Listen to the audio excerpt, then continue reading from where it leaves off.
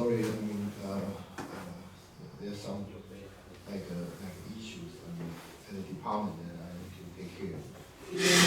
So, okay, so let's continue the discussion. So, yeah, as I said, so this is like a approximation. Albeit when n is large, this is a very convenient way to approximate Fibonacci numbers. But this is well, approximation after all. So if you want an exact number, the idea, okay. So this is before we go to that direction. So this one is what I said. If you want exact Fibonacci number, then one way is to do this bottom-up approach, which is the naive approach I was talking about. This is pretty much just a loop. You need to run through from f0 to fn. Okay, so because each one, each loop will be just a simple addition. And then, eventually you are able to construct fn, with this linear number of addition. So this running time is theta n, for sure. Okay. So this is what I said. Because this is fn is this one rounded to the nearest integer. So we need to recursive this. We can do recursive squaring. This is what we discussed in here, okay? So really not much to talk about. So this is exact one. This is the approximation. So exact solution take theta n, naive solution approximation take theta log n. So how about if we want the exact number, but we want a cheaper way to get it? The idea is this one. I'm sorry, so this is a matrix, okay? So you can represent the matrix like this. Fn plus 1, Fn minus 1 as 1, 1, 1, 0 to the power of n. This is an interesting theorem. Okay, so obviously we need to verify. This is we need to prove this. Inductively. Okay, you guys learned how to do induction proof previously, right? Most likely in your discrete math class. So, if we can prove this, then we can use the recursive squaring. Time complexity is going to be theta log n, right? And this is going to be exact solution. So we can get exact solution with log n time complexity. Okay? So we need to prove it first. Okay? So we need to do the induction. And so when n is 1, f2, f1, f1, f0 is this one. So this base case is true, right? It is satisfied. Okay. So assuming when this is the case, when the number is smaller than n, then when we use the number n here, then we can because this is according to this algorithm, it's going to be this to the power of n, right? So this one will be power of n minus 1 times this one. So this one, we try to get switch from here to here by recursion. The hypothesis, induction hypothesis, and then we get this one. Okay, so we can prove this, by using induction. Okay, and this will obviously give us the exact number. Okay, So it's very convenient. Okay. So just want you to understand. Okay. So eventually we have a way to compute Fibonacci numbers in the type complexity block. And you may argue, well, I mean, we are doing like a, matrix multiplication. So matrix multiplication is a matrix multiplication more like costly, more expensive than like a number multiplication. Yes, that's true. But I mean, when you multiply two matrices of size 2, okay, you get a constant number of multiplication and additions, right? Because it's still constant numbers.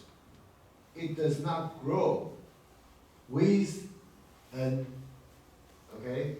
So we still consider that as the constant, okay? So even though, yeah, I mean, you may have like in terms of coefficient, the coefficient number will be higher because like we sort of pay like more prices in this like matrix multiplication, but the high complexity is it is really like the importance is in the order.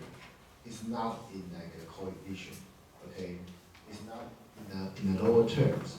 So yeah, it's we pay a little bit more prices. I mean for a matrix multiplication, but those matrix multiplication, nevertheless, is still like a constant, take constant time.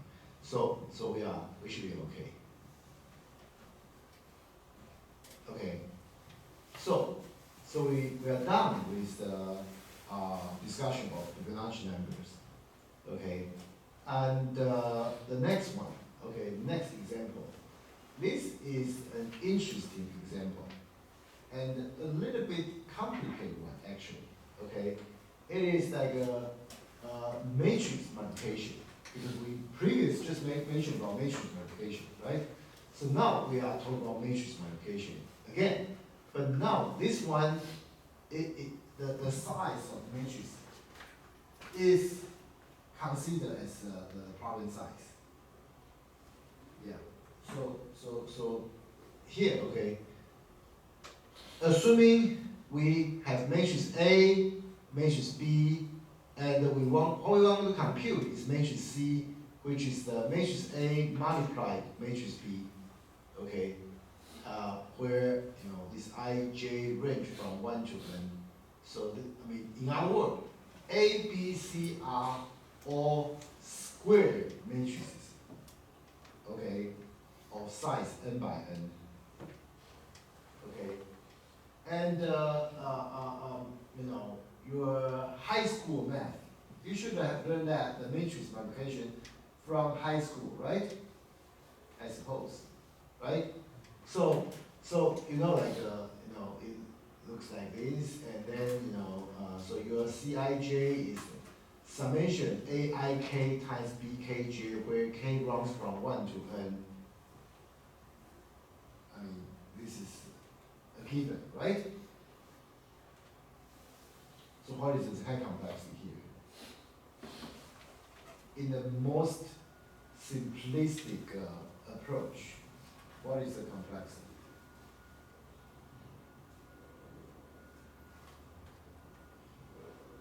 Because each Cij obviously, take a linear time to compute, right?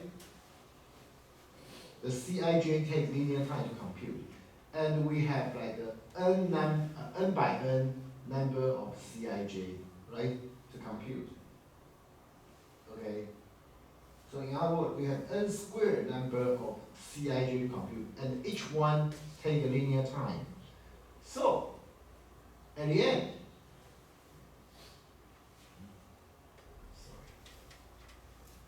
so the standard algorithm, it's just for each Cij, you run, the I and the j indexes from 1 to n, and each Cij, you need to run the indexes of k from 1 to n, to compute this one. But this one, it takes a constant time.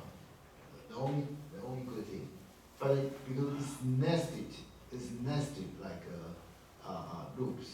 So at the end, the complexity is n cube, right? N cube. Okay, so it is, to be honest, it is not that, what should I say? It is bad, but if you are the one who writes the program, okay, most likely 99% you just take it. And maybe like in your problem, okay, it involves matrix multiplication, you just use this algorithm. You use this as a procedure, and you may be able to optimize, other part of your, problem solution. Okay, but this part you will leave it like that, most likely.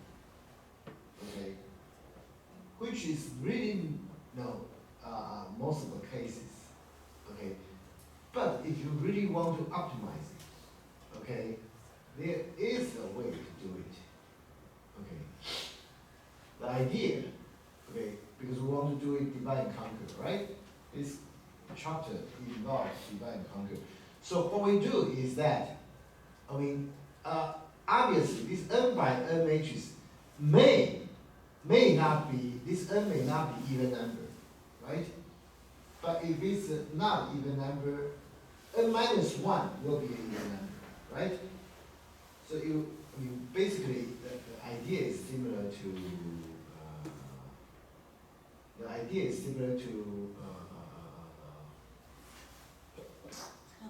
this one. If A is even, great. If A is not even, you just have like two of these similar terms, multiply, this. But this is still like constant, like a cost anyway, So the issue is like, you try to consider the even cases only, okay? So, okay, so if n is even number, then you can write your, matrices like this one, right? Your C can be written as RSTU, okay? And your A can be written like this, ABCD, and the B can be written as EFGH. Okay, so in other words, this is C, this is A, this is B. So you try to write it as like sub-matrices, okay?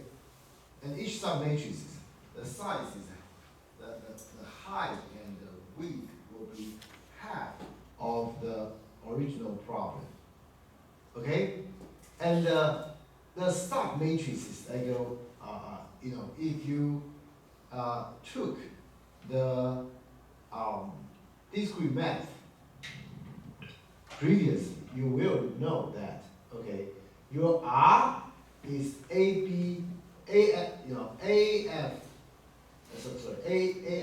plus BH, basically,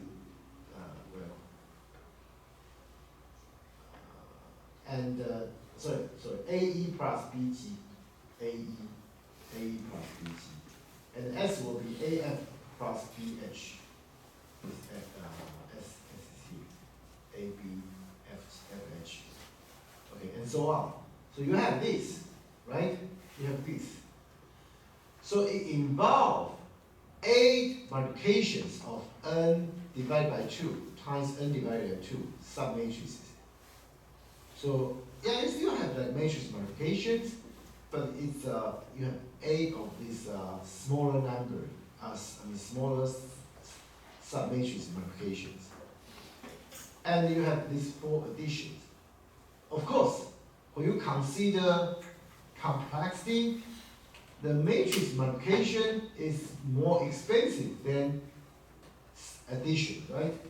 So yeah, this 4 addition of n divided by 2 by n divided by 2 sub-matrices I mean, this one, when you if you consider this line, the lower line can be, because it's a lower order, you don't need to worry about that. Okay? So, with this in mind, this is a recursion, because you can do this one by recursion. So in other words, the result is going to be like this. T of n equal to A, because you have A submatrix multiplications. Okay? So it's going to be 8. And each one, the size is n divided by 2. Okay, well, actually the width and the height will both be n divided by 2. Okay? Plus theta n squared. Why is it n squared? Because, okay, this one is taken care of by the recursion. This one, okay, involves like, remember, we have a divide, conquer, and combine, right? So, we divide, okay, and we conquer each one here. And then we need to combine them to get a solution for the original problem. So this is considered combined. Okay, these additions are considered the combined part. So this, because it's n divided by 2 by n divided by 2, so we have roughly, we still have n squared number of addition for each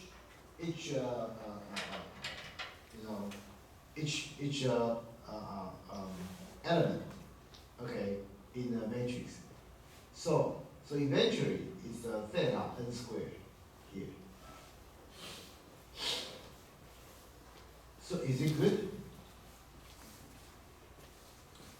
A is 8, B is 2, and f of n, the order is n squared. Okay, so we try to use the method theorem. It turns out, okay, n to the power of log BA is going to give us n to the power of 3, n cubed. The n cubed is a constant order greater than n squared. So this is case, I'm sorry, case 1. Your T of n is going to be theta n log BA, which is n cubed. So, after going through all these hassles, the complexity is still n cubed. It's bad, right? It's bad. Because the original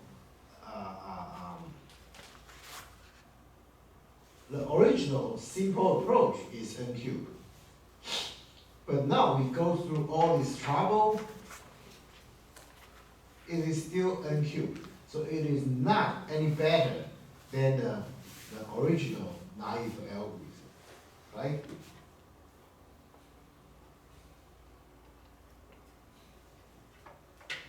So if there's a way we are able to, for example, to reduce this number a, the variable a, which is 8. If we can reduce this a little bit, it will be wonderful, right? Yes, there is a way. It's a very tricky way, okay? It is called Strawson. Okay, so this is this guy's name is Strawson. He came up with this idea. This idea is brilliant. Okay, so we only need to solve 7, like a 2 by 2. 7 submatrices multiplications. Okay, only 7. So how to do that? This is a little tricky. We have 7 matrices like this: P1, P2, P3, P4, P5, P6, P7. They are defined like this.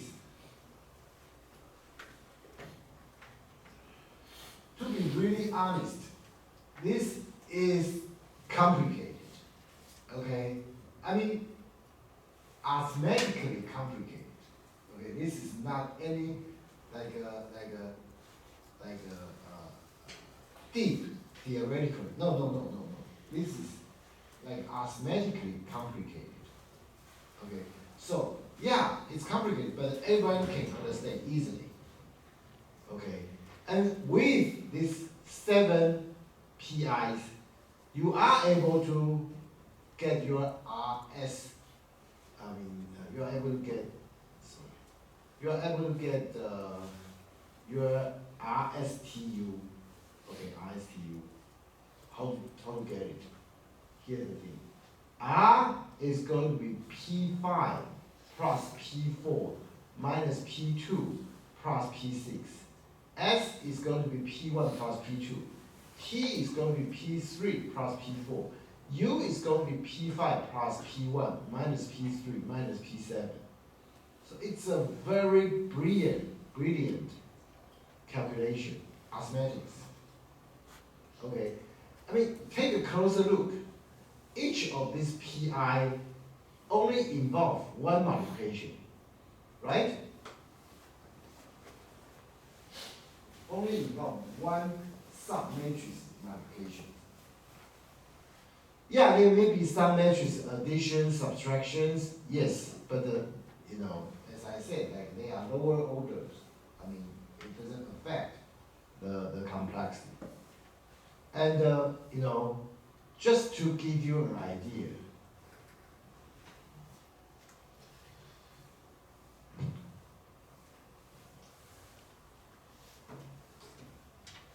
yeah, we have 7 multiplication, we have 18 additions, subtractions of these submatrices.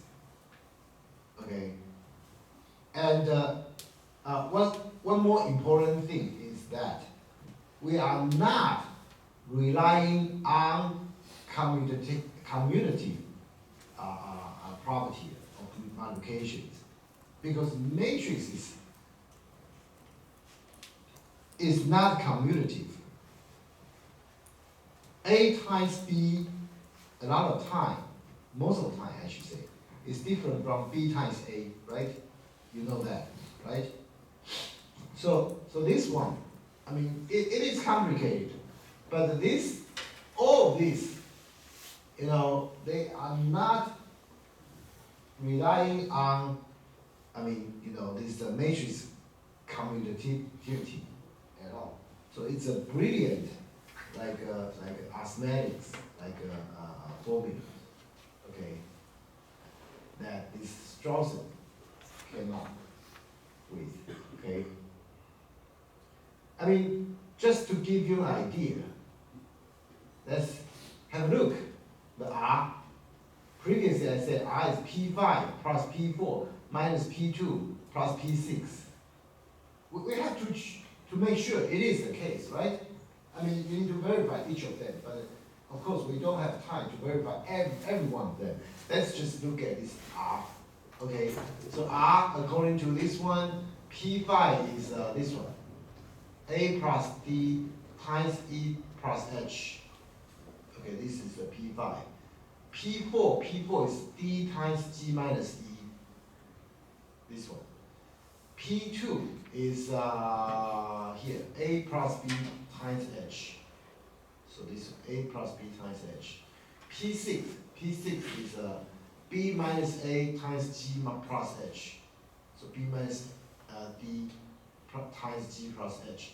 So once you expand this, you get all these, okay, some of them can be, eliminated, and eventually you get AE plus BG.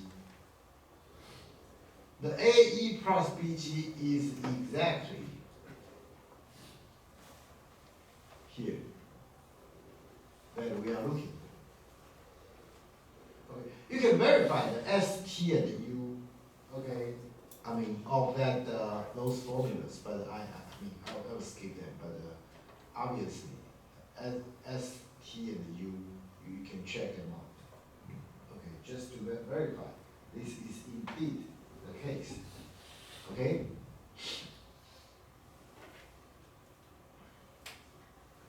So, with these formulas, now, okay, according to this Strawson's algorithm, okay, the division, okay, you are partition A and B into this, actually 8 number of these submatrices, and I mean from each of them, you are going to, compute the P1 to P7. Of course, during this computation, I mean, here, you need to first, get this A, F minus H, A plus B, H, C plus D, E, B, and G minus E, A plus D, E plus H, all these ready, all these terms ready. These terms only involve matrix addition, submatrix addition or subtraction, right? So, I mean, this takes n squared amount of time. Okay, and once we have that, okay, then we use this, we need to perform that 7 multiplication of submatrices, okay, recursively. Okay, and once we are done, again, we need to perform this one, some additional matrix additions and subtractions to get your RSTU. Okay, so eventually, the result is going to be T of n equal to 7 times T of n divided by 2 plus theta n squared. So this theta n squared, some of these costs come from, in the preparation of some come from here, some come from here.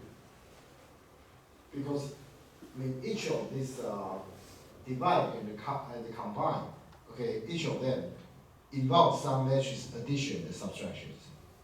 Okay, and these matrix addition subtractions, they because it takes constant times of n squared operations, so it's theta n squared. You can summarize those costs here, and then the multiplications, we use this recursive formula to do that, but we only have 7 of them. So with this in mind, what is the complexity? Well, your f of n is still n squared, but now b is still 2, but a is reduced from 8 to 7. So, according to Master theorem, n to a power of log BA, you are to a power log 2, 7. Okay, it's roughly n to a power of 2.81. It is not n to a power of 3. It's reduced. The order gets reduced slightly. Okay? But it is nevertheless still a constant time of an order greater than your n squared here. So it is still case 1. So eventually your T of n is still this one. And this one, well, it may not look great, okay, because if you are, after all this hassle, we only reduce the complexity by less than n to the power of 0.2.